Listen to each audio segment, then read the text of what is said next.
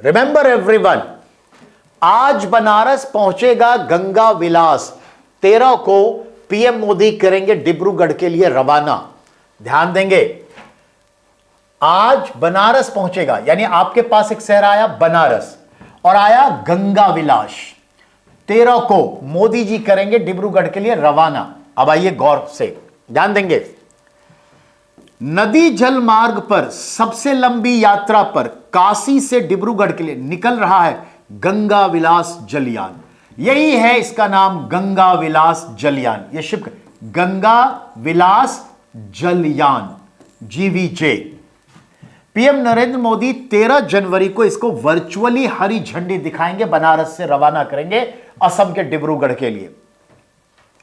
ध्यान देंगे, यह क्रूज स्विट्जरलैंड के 32 सैलानियों को लेकर 22 दिसंबर को कोलकाता से चला था। तो कोलकाता से यहां आ रहा है बनारस। बंगाल, झारखंड, बिहार होते हुए क्रूज शनिवार देर शाम गाजीपुर पहुंचा। गाजीपुर उत्तर प्रदेश। गाजीपुर में राजागंज नाम का जगह है, ठीक है। वहां पर जो है ये सैलानी स्विट्जरलैंड वाले उतर गए। और ध्यान देंगे कहां गए वो लोग देखने, इन सैलानियों को यानी टूरिस्ट को गाजीपुर के गोरा बाजार में लॉर्ड कॉर्नवालिस के मकबरा को देखने ले गया। और आपका जीएस में हिस्ट्री के क्वेश्चंस कैसे सॉल्व हुए, कॉर्नवालिस कहां मरा, उत्तर प्रदेश के गाजीपुर में। कौन सा गवर्नर जनरल ऑफ बंगाल रहा जो यहां पर गाजीपुर में उसकी समाधि है, लॉर्ड कॉर्नवालिस, जो 1785 से 1793 था, जिसने बंगाल में जो है जमींदारी व्यवस्था की, भुरासा व्यवस्था की शुरुआत की। तो उसका मकबरा गाजीपुर में है। और गाजीपुर में भी लोकेट आपको कर दिया गोरा बाजार में है।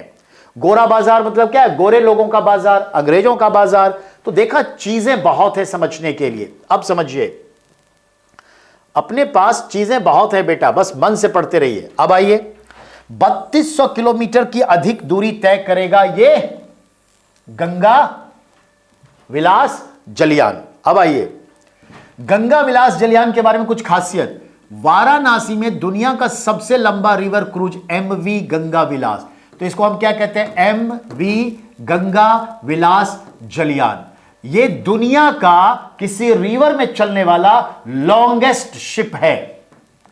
लॉन्गेस्ट, तो याद रखिए, वर्ल्ड लॉन्गेस्ट रिवर क्रूज, नदी में चलने वाला, समंदर में तो बहुत है। वाराणसी से होकर बक्सर, रामनगर, गाजीपुर, पटना, फिर कोलकाता को जाएगी। लेकिन रूट उसको देखिए, ये रूट पे सवाल बनेगा। बिहार वाले, बंगाल वाले, उत्तर प्रदेश वाले, ये 3 राज्य और झारखंड वाले, चारों राज्य गौर से सुने, ये सब के लिए सवाल है, नेशनल लेवल का क्वेश्चन है। जलयान का रूट बनारस, बनारस से गाजीपुर जो यूपी में ही है, बक्सर जो बिहार में है, पटना जो बिहार में है, मुंगेर जो बिहार में है, भागलपुर जो बिहार में है, सुल्तानपुर जो बिहार में है, फिर उसके बाद झारखंड के बॉर्डर से होते हुए बंगाल को जाएगी और बंगाल से बांग्लादेश जाएगी और बांग्लादेश से फिर एंट्री लेगी अपने असम में, डिब्रूगढ़ पहुंचेगी।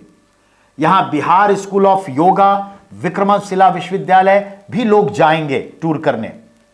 अब यह जलयान रॉयल बंगाल टाइगर्स के लिए भी रास्ते से जाएगा, सुंदरबन भी होते हुए जाएगा, एक सिंग वाले गैंडों के लिए प्रसिद्ध काजीरंगा राष्ट्रीय उद्यान जो असम में है वहां भी जाएगा। यानी आप देखें तो भारत के कितने राज्यों में यह यात्रा करेगी। ध्यान देंगे, गंगा नदी इससे जुड़ रही है, ब्रह्मपुत्र नदी इससे जुड़ रही है, और बंगाल की खाड़ी इससे जुड़ रही है, और बांग्लादेश की नदियां भी इससे जुड़ रही है।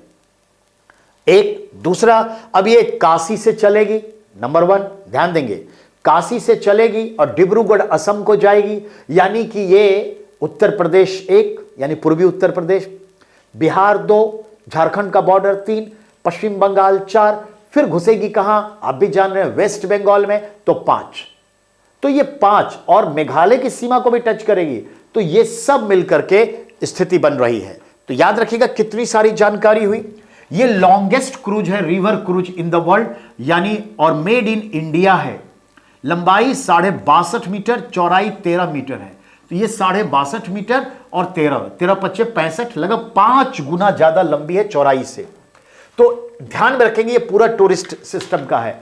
तो मोदी जी बहुत कुछ नई चीजें दे रहे हैं भारत को, ये आपको मानना पड़ेगा। चलिए इसके साथ ही हम बात करते हैं आगे। ओके।